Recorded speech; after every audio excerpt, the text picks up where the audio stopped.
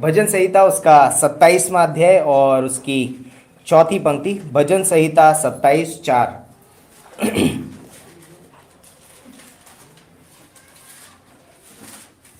इस पंक्ति को पढ़ेंगे और आज हमारा जो मैसेज का विषय है वो है यहोवा का घर, हाउस ऑफ द लॉर्ड, या पिता का घर, जो भी हम बोल सकते हैं, पिता का घर। तो इस पंक्ति को पढ़ेंगे। भजन संहिता 27:4। एक वर मैंने यहोवा से मांगा है। क्या बोलता है यहाँ पर भजनकार? दाऊद यहाँ पर लिखता है, एक वर मैंने यहोवा से मांगा है, उसी के यत्न में लगा रहूं कि मैं जीवन भर यहोवा के भवन में रहने पाऊं, जिससे यहोवा की मनोहरता पर दृष्टि लगाए रहूं और उसके मंदिर में ध्यान किया करूं। तो आइए हम प्रार्थना करते हैं। परमेश्वर पिता, हम धन्यवाद देते हैं इस खूबसूरत समय के लिए, इस दिन के लिए। धन्यवाद देते हैं आपके प्रेम, आपके अनुग्रह के लिए, आपकी दया के लिए पिता परमेश्वर। इस संदेश के द्वारा आप हमसे बातें करना, इस वचन के द्वारा मेरे मुख को छू, इसे पवित्र कर, से मेरे नहीं पिता परमेश्वर परंतु तेरे वचन निकले। अपने वचन के द्वारा अपने लोगों से बातें करना, पवित्र आत्मा के द्वारा अगुवाई करो, प्रभु यीशु मसीह के नाम से मांगते हैं, आमीन। आप सब लोग बैठ सकते हैं। आप सब लोग कहाँ से आए हैं? घर से आए हैं। कैसा लगता है घर में? आप हम सब कहीं भी जाते हैं, है ना, और जब यात्रा करके और जब हम अपने घर पे आ जाते हैं तो हमें बहुत सुकून मिलता है ना, बहुत सुकून। घर पहुंच गए, एक आनंद होता है ना। घर में एक आनंद की भरपूरी है ना, घर के अंदर एक आनंद है, और बोलते हैं घर के अंदर विश्राम है। क्या है? विश्राम। जब हम घर पे पहुंच जाते हैं तो हम इसलिए नहीं जा रहे हैं, हम किसी फैक्ट्री में नहीं जा रहे हैं काम करने के लिए। यस, वहाँ पर बहुत सारी चीज़ें होती हैं, हम काम करते हैं, लेकिन वहाँ पर हम एक एक्सपेक्टेशन के साथ जाते हैं, मैं आराम, है ना, घर पे जाके आराम करूँगा भाई। हाँ, हर किसी को बोलते हुए भी सुना होगा, मैं घर पे जाऊँगा थोड़ा आराम करूँगा, फिर बाद में देखते हैं क्या होता है। या मैं घर पे जाता हूँ थोड़ा सा फ्रेशन अप होता हूँ।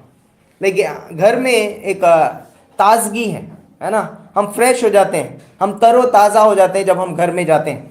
तो यहाँ पर दाऊद बोलता है, परमेश्वर से एक वर मांगता है, परमेश्वर से मैंने एक वर मांगा है, मैंने यहोवा से एक वर मांगा है कि उसी के यत्न में लगा रहूं, है ना। क्या कहते हैं? कि उसी के यत्न में लगा रहूं कि मैं जीवन भर यहोवा के भवन में रहने पाऊं। क्योंकि उसको मालूम है, क्योंकि परमेश्वर के भवन में आनंद की भरपूरी है, और उस भवन में यदि मैं पहुंच गया तो मेरे जीवन में वहां पर विश्राम है। और जब ये सब चीजें मिल जाएंगी तो दाऊद अपने जीवन में बहुत सारे उतार चढ़ाव से गुजरा है। दाऊद ने बहुत सारे युद्ध देखे हैं, दाऊद ने बहुत सारे फैमिली युद्ध देखे हैं, उसके परिवार में भी युद्ध थे, है ना। और इन सब चीजों के बाद दाऊद बोलता है कि वाह, अब मैं एक वर मांगता हूं, मुझे यहोवा के भवन में रहना। मुझे यहाँ पर जो सुकून नहीं है, लेकिन मुझे मालूम है कि परमेश्वर के भवन में वो सुकून है ना, वो आनंद है। तो यहाँ पर दाऊद एक वर मांगता है परमेश्वर से। बहुत हुआ, सब कुछ किया मैंने, है ना, बहुत मेहनत की, हो सकता है, लेकिन बोलता है कि मुझे परमेश्वर के, मैं यत्न करता हूँ कि मैं परमेश्वर के भवन में जीवन भर बना रहूँ। परमेश्वर के भवन में रहना बहुत ही अद्भुत बात है, और इसीलिए परमेश्वर का भवन एक अद्भुत जगह है, अद्भुत स्थान है, जहाँ पर एक बोलता है कि यहाँ पर सबके लिए वेलकम है। यहाँ पर ऐसा नहीं है कि कोई आ सकता है और कोई नहीं आ सकता। पुराने नियम में हम जानते हैं मंदिर में सिर्फ महायाजक प्रवेश कर सकता था, है ना, हम जानते हैं ना, महायाजक ही प्रवेश कर सकता था और कोई प्रवेश नहीं कर सकता। आप उसमें जा नहीं सकते पुराने नियम में, मंदिर में, उसके भवन में। लेकिन यहाँ पर बोलता है कि नए नियम में परमेश्वर ने हमारे लिए एक सहूलियत कर दी, है ना। इब्रानियों का 4:16 में लिखा है कि आओ हम अनुग्रह के सिंहासन के करीब जाएं, है ना, अनुग्रह के सिंहासन के करीब कभी भी जा सकते हैं हम, आवश्यकता के अनुसार हम पर क्या हो, दया हो, परमेश्वर के वहां पर अनुग्रह के सिंहासन के पास। तो यहाँ नए नियम में हमारे लिए एक अद्भुत, परमेश्वर ने एक रास्ता निकाला है कि कभी भी कोई भी परमेश्वर के भवन में जा सकता है। आज परमेश्वर ने हमारे लिए एक कलीसिया रखी है, और परमेश्वर चाहता है कि हम इस कलीसिया में हों, है ना, इस भवन में हो। लेकिन इसके लिए हमारे अंदर एक डिजायर होनी बहुत जरूरी है। एक डिजायर, इच्छा, है ना, एक लालसा।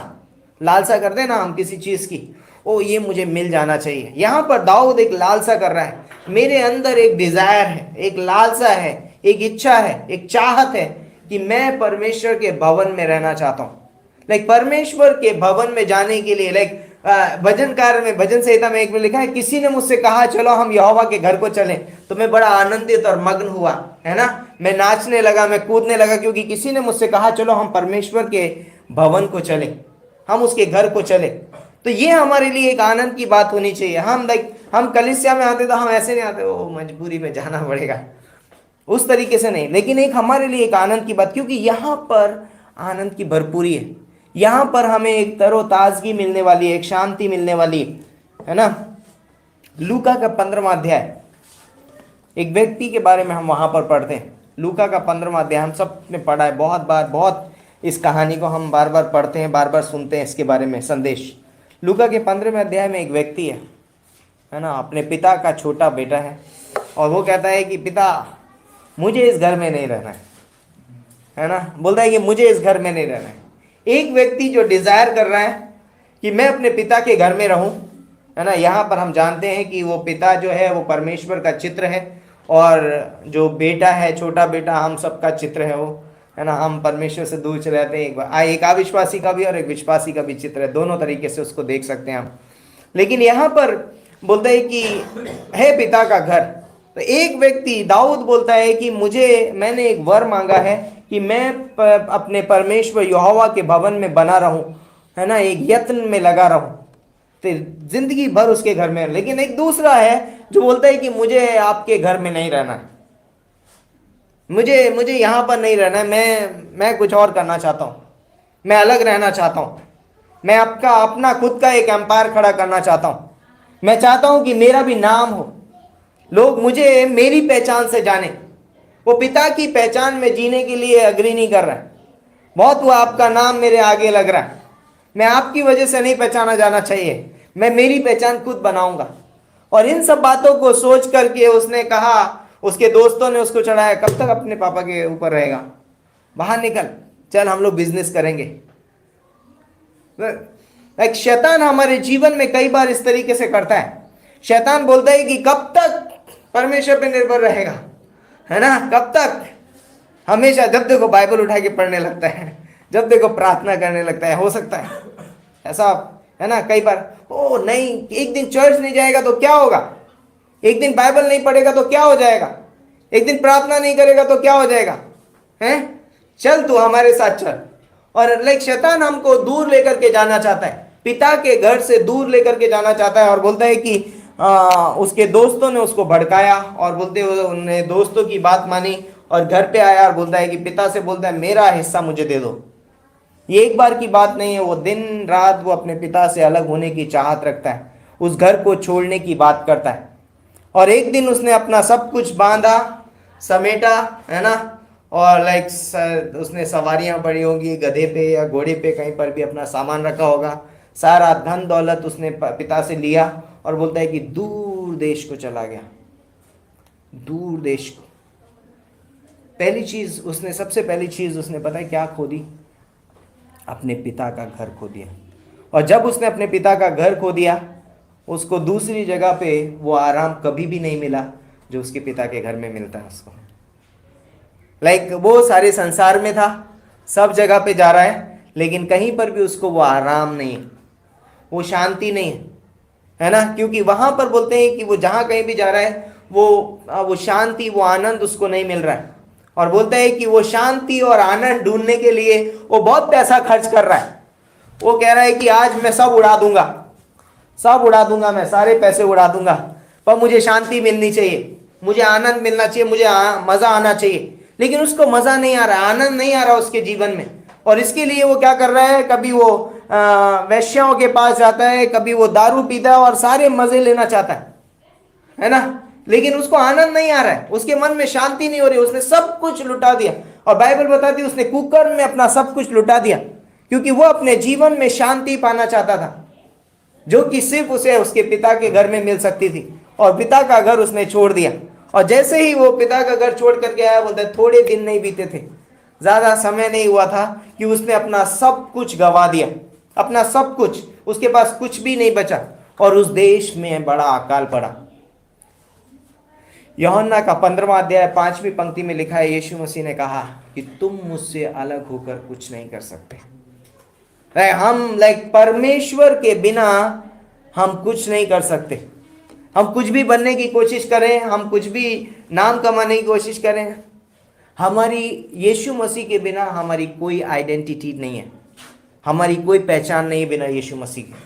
हम यीशु मसीह में हैं, हमारी पहचान आज यीशु मसीह है, और उसके द्वारा हम पहचाने जाते हैं। वो हमारा पिता है, और बोलता है कि उसके घर में आनंद की भरपूरी है, उसके घर में शांति की भरपूरी है। तो बोलते हैं कि एक दिन वो बोलता है कि वो उसने सब कुछ खो दिया, और बोलते हैं कि उस देश में बड़ा अकाल हुआ, और वो जा कर के ढूंढने लगा कि कहाँ पर मैं अपना पेट भर सकूं, कहाँ मैं थोड़ा सा पानी पी सकूं। और बोलते हैं कि एक घर में उसको नौकरी मिली, और वो अभी क्या कर रहा है, एक मालिक अब एक नौकर बन चुका है। क्या? एक मालिक एक नौकर बन चुका है। क्यों? क्योंकि वो पिता के घर में नहीं है। जब तक वो पिता के घर में था, वो एक मालिक था, उसके अंडर में बहुत सारे नौकर थे। लेकिन जैसे ही उसने अपने पिता का घर छोड़ा, अब हम जानते हैं कि एक मालिक जो कभी मालिक हुआ करता था, अब वो एक नौकर बन चुका है। अब वो नौकरी ढूंढ रहा है। क्या मुझे कोई काम मिलेगा? सॉरी, नहीं है हमारे यहाँ कोई काम। क्या मुझे कोई काम मिलेगा? हमारे यहाँ कोई काम नहीं है। क्या मुझे कोई काम मिलेगा? हाँ, सुअर चराने की नौकरी है, क्या तुम करने के लिए तैयार हो? नो ना, मैं कुछ भी कर लूँगा, बहुत दिन से खाना नहीं खाया। सॉरी, हम खाना नहीं दे सकते तुमको, जो हमारे सुअरों के लिए फली खाई जाती है वही तुमको खा के पेट भरना पड़ेगा। वो कहता है ठीक है, मैं वो भी खाने के लिए तैयार हूँ, लेकिन मुझे कुछ मिलना चाहिए। इस दुनिया में लोग भूखे हैं, तरस रहे हैं, और उनके पास कुछ भी खाने के लिए नहीं है। मैं आत्मिक रूप से बात कर रहा हूँ। आत्मिकता में उनके लिए कुछ भी खाने के लिए नहीं है। वो अकाल है इस दुनिया में। इस दुनिया में जाओ तो आत्मिक बातें करने के लिए यहाँ पर कोई नहीं है। आप 2-2, 3-3 घंटा लोग मूवी की बात कर सकते हैं, 2-3 घंटा आज फालतू की बातें कर सकते हैं, राजनीति की बातें कर सकते हैं, और अलग अलग प्रकार की बातें कर सकते हैं। होता है हमारे पास भोजन, नो, हमारे पास नहीं है। तुमको भोजन क्या मिलेगा? जो हमारे सुअर खाते हैं वो मिल सकता है। और बोलता है कि 17वीं पंक्ति में वो व्यक्ति सुअरों के पास बैठा हुआ था, और सुअर चरा रहा था, उनकी फली नुकाया और खाया, और उसको समझ आया कि मेरे पिता के घर में, 17वीं पंक्ति पढ़ते हैं, लूका का 15वां अध्याय और 17वीं, मेरे पिता के घर में नौकरों को भी भोजन से अधिक खाने को मिलता है।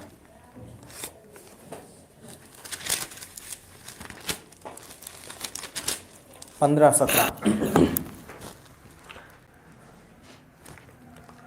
लिखा है यहाँ पर, जब वह अपने आपे में आया तब कहने लगा, मेरे पिता के कितने ही मजदूरों को भोजन से अधिक रोटी मिलती है, और मैं यहाँ भूखा मर रहा हूँ। नाउ ही अंडरस्टूड, अभी वो समझ गया। पिता के घर में मजदूरों के लिए भी खाने से ज्यादा रोटी मिलती है, उनको और अधिक दिया जाता है। उसने एक निर्णय लिया। 18वीं पंक्ति में बोलता है कि मैं पिता के घर जाऊंगा। क्या बोलता है? मैं पिता के घर जाऊंगा। क्यों बोल रहा है वो ये बात?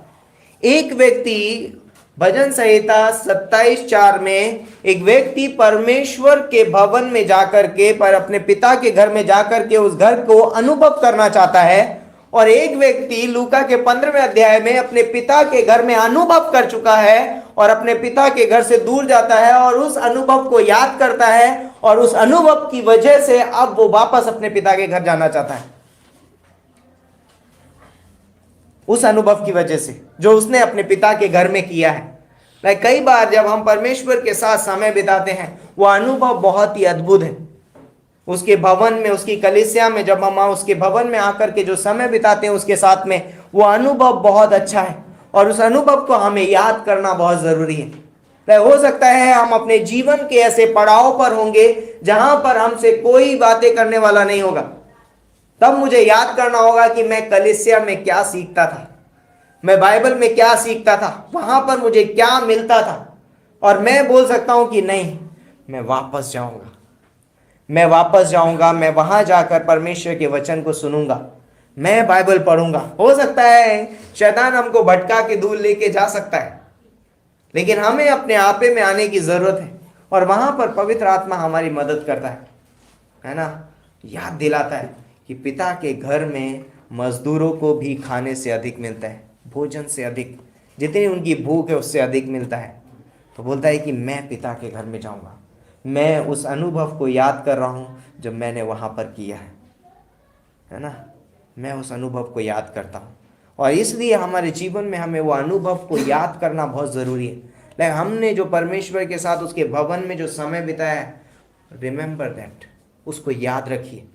और हम जब भी ऐसा लगता है कि हम पीछे हट रहे हैं, हमें वापस उस स्थान पे जाना बहुत ज़रूरी है, और हमें उसका अनुभव करना ज़रूरी है। यस, मैं जाऊंगा, और वहाँ पर वो एक कहता है कि मैं अपने पिता से कहूँगा कि मुझे मजदूर की तरह रख ले, नौकर की तरह रख ले, क्योंकि मुझे उस भोजन की ज़रूरत है। और वो बोलता है कि वो आया, और वापस आने के बाद में और बोलते हैं कि पिता ने उसके अनुभव को बदल दिया, है ना, एक अद्भुत। अब वो फिर से एक मालिक बन चुका है। हम जानते हैं, हमको कहानी मालूम है। पिता ने बोला कि इसके लिए हाथों में अंगूठियां पहनाओ, पैरों में जूतियां पहनाओ, इसको मारा हुआ बछड़ा पाला हुआ बछड़ा मारो, इसको नया वस्त्र पहनाओ, निलाओ धुलाओ, साफ सुथरा कर दो इसको, है ना। मेरा बेटा मर गया था, फिर जी उठा है, खो गया था, फिर मिल गया है ना। क्या करो अब, एक बड़ी पार्टी, एक जश्न मनाया जाए। पिता के घर में एक बेटा है ऑलरेडी, लेकिन अभी भी पिता के घर में जगह है एक बेटे के लिए। तो यहां पर बोलता है कि कई बार हम ऐसा सोच सकते हैं, लूका का 14वां अध्याय, और उसकी अगर आप पंक्तियां पढ़ोगे, लूका का 14वां अध्याय, सॉरी,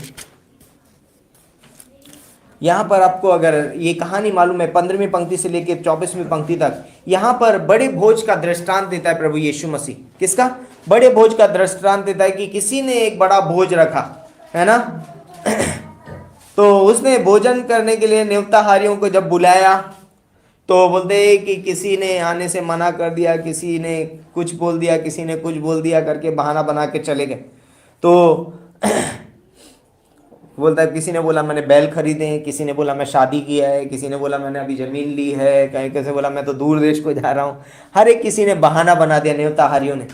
तो परमेश्वर बोलता है कि वहां पर फिर एक उसने दास को बोला कि जाओ, और जितने भी कौन हो, यहां पर लिखा है 21वीं पंक्ति पढ़िए, उस दास ने आकर अपने स्वामी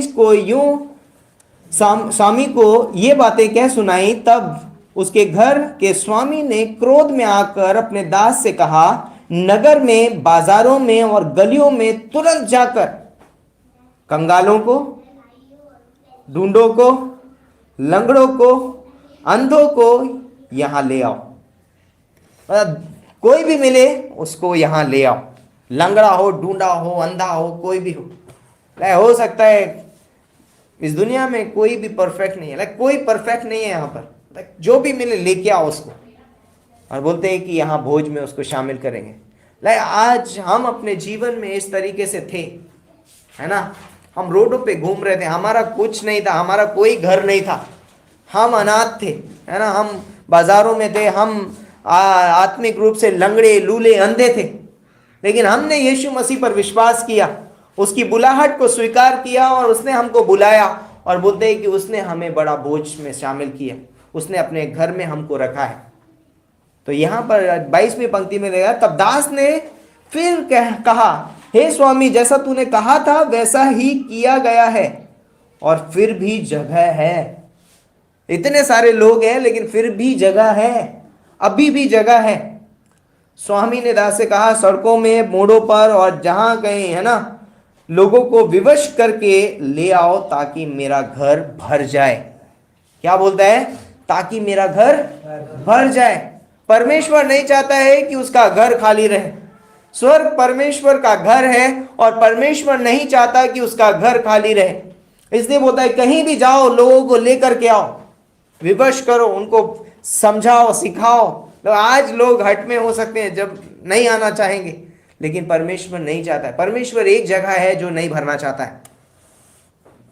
पता है कौन सी जगह है वो जो परमेश्वर नहीं भरना चाहता है? नरक। परमेश्वर नहीं चाहता है कि नरक भर जाए। परमेश्वर चाहता है कि उसका घर भर जाए। और इसीलिए बोलता है कि पिता के घर में रहना बहुत ही आनंद की बात है। वो चाहता है कि मेरा घर भर जाए, और इसीलिए पिता हर दिन खड़े होकर अपने पुत्र का इंतजार करता है।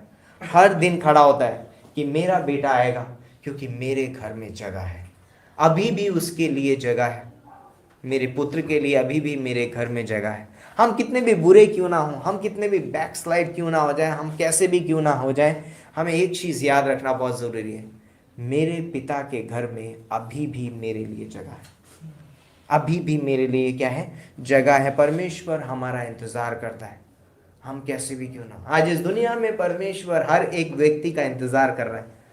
वो परमेश्वर चाहता है कि सब उसके घर में आए, ताकि उसका घर भर जाए, उसका घर भर जाए। परमेश्वर चाहता है, और इसीलिए बोलता है कि लाइक हमें उसके घर को अनुभव करना बहुत ज़रूरी है।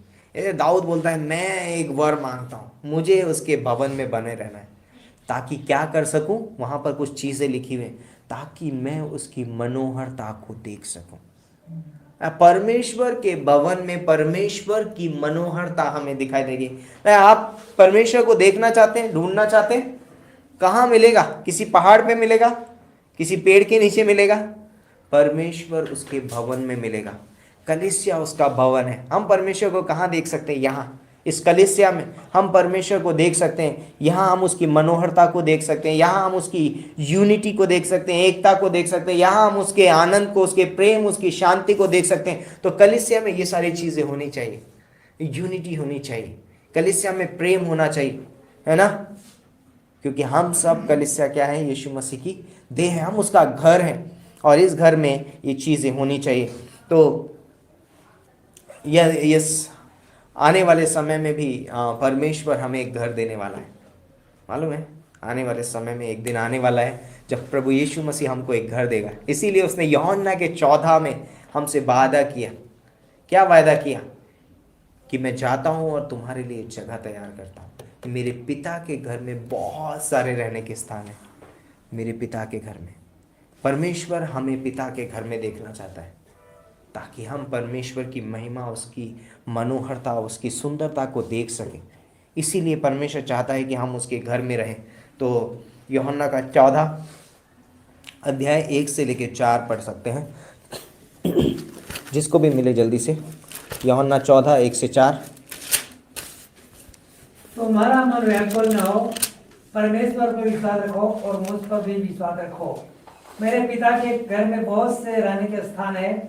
यदि न होते तो मैं तुमसे कह देता, क्योंकि मैं तुम्हारे लिए जगह तैयार करने चाहता हूँ। और यदि मैं जाकर तुम्हारे लिए जगह तैयार करूँ तो फिर आकर तुम्हें अपने यहाँ ले जाऊंगा, कि जहाँ मैं रहूँ वहाँ तुम भी रहो। या जहाँ मैं रहता हूँ वहाँ तुम भी रहो। मैं कहाँ रहता हूँ? पिता के घर में, है ना?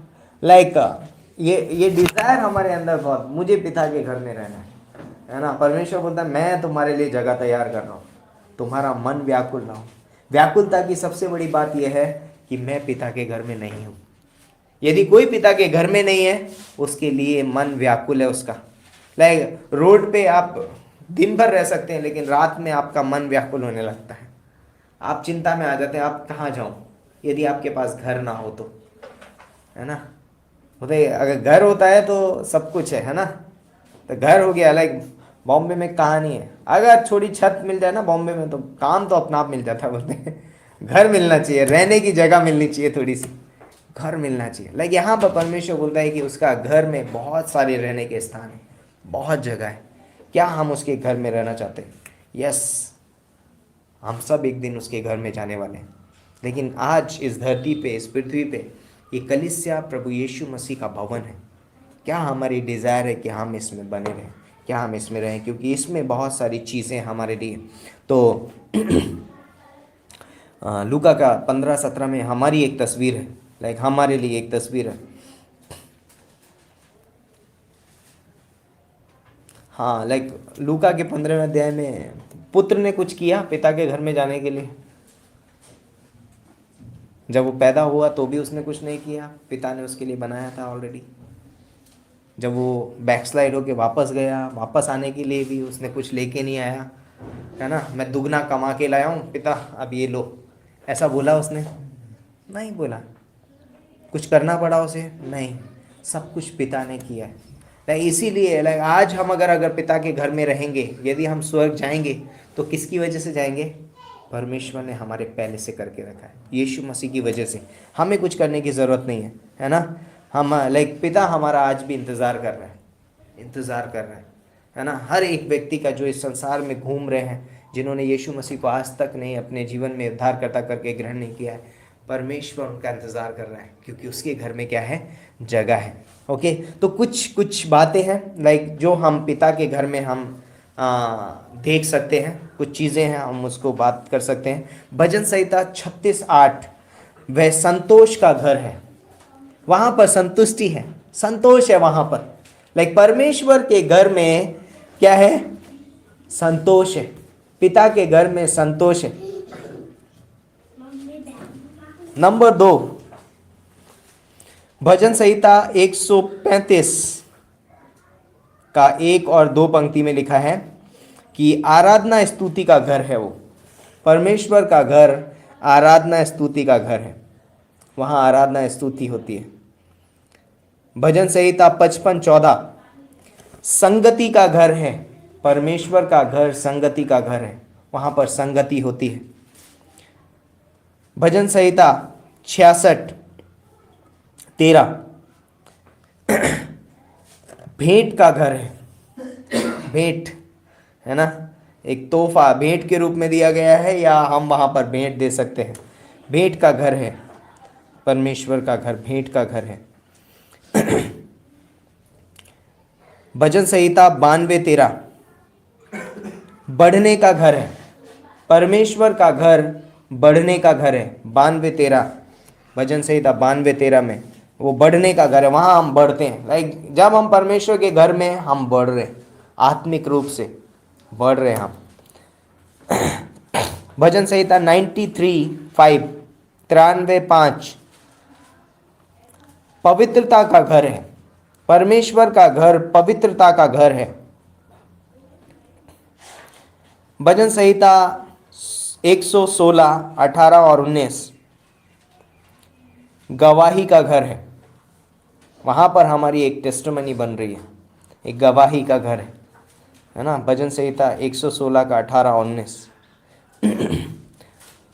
भजन संहिता 118:26 बोलता है कि आशीष का घर है। परमेश्वर का घर आशीष का घर है ना। यहोवा का घर आशीष का घर है। भजन संहिता 122:1 और 9 वो आनंद का घर है, उसमें आनंद की भरपूरी है। भजन संहिता 27:4 वो ध्यान करने का घर है। लाइक मनन का स्थान है, परमेश्वर का घर मनन का स्थान है। हम वहाँ पर मनन कर सकते हैं, हमारे लिए मनन के लिए खुला हुआ है। इसलिए लाइक एक विश्वासी को परमेश्वर के घर में रहना बहुत ज़रूरी है, क्योंकि ये सारी चीज़ें हम वहाँ पर पाते हैं। और कुछ चीज़ें लाइक पिता का घर ये है, लेकिन कुछ चीज़ें एक विश्वासी के जीवन में हम जो पाते हैं जब हम कलीसिया में रहते हैं, वहाँ हम लाइक उसकी मनोहरता को पाते हैं, उसके आनंद, उसके धीरज, उसकी शांति, उसके आत्मा के फल हम वहाँ पर लाइक जब आप किसी बगीचे में जाते हो तो वहाँ पर हर प्रकार के फल लगे हुए हैं, तो आप तोड़ करके खा लेते हैं ना, तो आप संतुष्टि महसूस करते हैं ना, तृप्त हो जाते हैं। वैसे ही जब हम परमेश्वर के भवन में आते हैं, यहाँ पवित्र आत्मा की उपस्थिति है, परमेश्वर की उपस्थिति है, और बोलते हैं कि यहाँ पर हम उसके फलों का आनंद उठाते हैं, पवित्र आत्मा के फलों का आनंद उठाते हैं। इसलिए हमें परमेश्वर के घर में रहना बहुत ही ज़रूरी है। तो इस धरती पे कलीसिया हमारा घर है, और आने वाले समय में यीशु मसीह ने हमसे वादा किया है कि हम स्वर्ग में परमेश्वर हमें अपना घर देगा। तो पिता का घर हमारे लिए बहुत एक अद्भुत घर है। तो हमारी एक डिज़ायर होनी चाहिए, मुझे पिता के घर में, उसके भवन में रहना है, कलीसिया में मुझे कलीसिया जाना है ना। मैं आनंदित और मगन होऊंगा जब मुझसे कोई कहेगा कि चलो आओ चर्च चलते हैं, आओ कलीसिया में जाते हैं, आओ चलो प्रार्थना करते हैं। ये हमारे लिए आनंद का शब्द है और ये हमें आनंदित करना चाहिए, क्योंकि पिता के घर में मेरे लिए स्थान है। पिता का घर अभी भी खाली है, अभी भी बहुत सारी जगह है, बहुत सारे लोग आ सकते हैं। कितनों को ला सकते हैं? बहुत जगह है। कलीसिया में कलीसिया में कोई बाउंडेज नहीं है। 100 से ज़्यादा लोग नहीं आ सकते, 40 से ज़्यादा नहीं आ सकते, 50 से ज़्यादा नहीं आ सकते, 200 से ज़्यादा नहीं आ सकते। कलीसिया बोलते हैं कि बहुत स्थान है कलीसिया में। यीशु मसीह की देह बहुत बड़ी है, कोई भी जुड़ सकता है उसके अंदर, है ना। पिता का घर में बहुत स्थान है, बहुत स्थान है। हम लोगों को लाने के लिए तैयार हैं? क्या हम लोगों को लाने के लिए तैयार हैं कि पिता के घर में जगह है, पिता के घर में जगह है। एक वर मैंने यहोवा से मांगा है कि उसी के यत्न में लगा रहूं, ताकि मैं उसके भवन में जीवन भर बना रहूं। क्योंकि दाऊद को पता चल गया कि यहाँ पर जो है वो कहीं नहीं है, जो यहाँ मिल सकता है वो कहीं नहीं मिल सकता। आप कहीं भी चले जाओ, है ना। लूका के 15वें अध्याय में उस पुत्र ने अनुभव कर लिया। वो जाके आया, पूरे दुनिया में सब जगह जाके आया, पूरा पैसा खर्च कर दिया, अपना नाम भी उसने खराब कर लिया, सब कुछ कर लिया, लेकिन आनंद और शांति नहीं पाया। लेकिन जब वो पिता के घर में आया, उसको सुकून था। उसने बोला मेरे को वापस सब कुछ मिल गया मेरे पिता के घर में। अभी भी, है ना, हम लोग बोल सकते हैं कि मेरे लिए पिता के घर में स्थान है, मेरे लिए पिता के घर में स्थान है। तो क्यों ना हम पिता के घर में बोल सकते हैं इन माई फादर्स हाउस, मेरे पिता के घर में, और आगे आप जोड़ सकते हैं उसमें बहुत सारी चीज़ें। वहाँ पर शांति है मेरे लिए, वहाँ पर भोजन है मेरे लिए, वहाँ पर उपाय है मेरे लिए, वहाँ पर प्रार्थना का उत्तर है मेरे लिए, वहाँ पर मेरी ज़रूरतें पूरी होती हैं, मैं वहाँ पर संतुष्टि है, वहाँ मेरी भूख मिट जाती है। मेरे पिता के घर में मेरे लिए स्थान है ना। बहुत कुछ है मेरे पिता के घर में। तो क्यों ना आज इस शाम में हम अपने आप को प्रोत्साहित करें कि हमारे पिता के घर में हमारे लिए बहुत कुछ है। क्या हम उसका अनुभव करना चाहते हैं, जैसे दाऊद अनुभव करना चाहता है, और लूका के 15वें अध्याय में वो पुत्र उस अनुभव की वजह से अपने पिता के घर वापस जाना चाहता है। वो अनुभव बहुत अद्भुत है। क्या हमने वो अनुभव किया है, और या क्या हम वो अनुभव करना चाहते हैं? तो क्यों ना हम पिता के घर में चलें। यस, ये कलीसिया में उसके घर में रहना बहुत ही अद्भुत बात है। तो आइए हम प्रार्थना करते हैं। परमेश्वर पिता, हम धन्यवाद देते हैं, आपके नाम को ऊंचा उठाते हैं।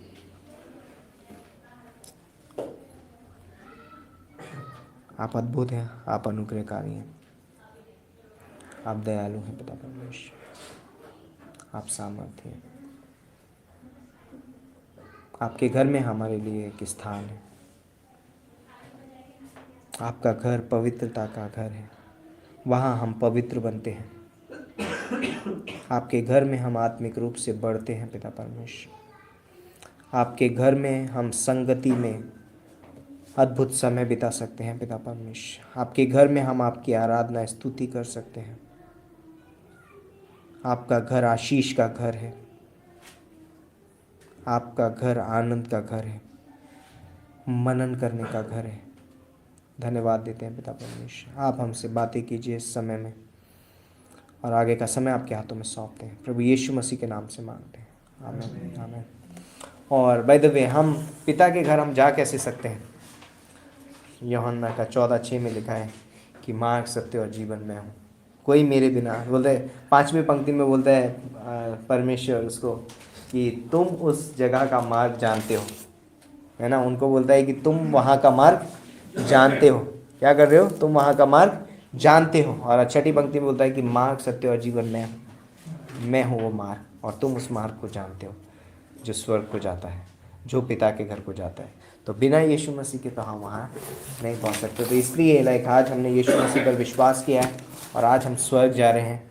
तो क्यों ना हम दूसरों के लिए आशीष का कारण बने। चलो भाई, आपको भी पिता के घर में होना चाहिए। आमीन।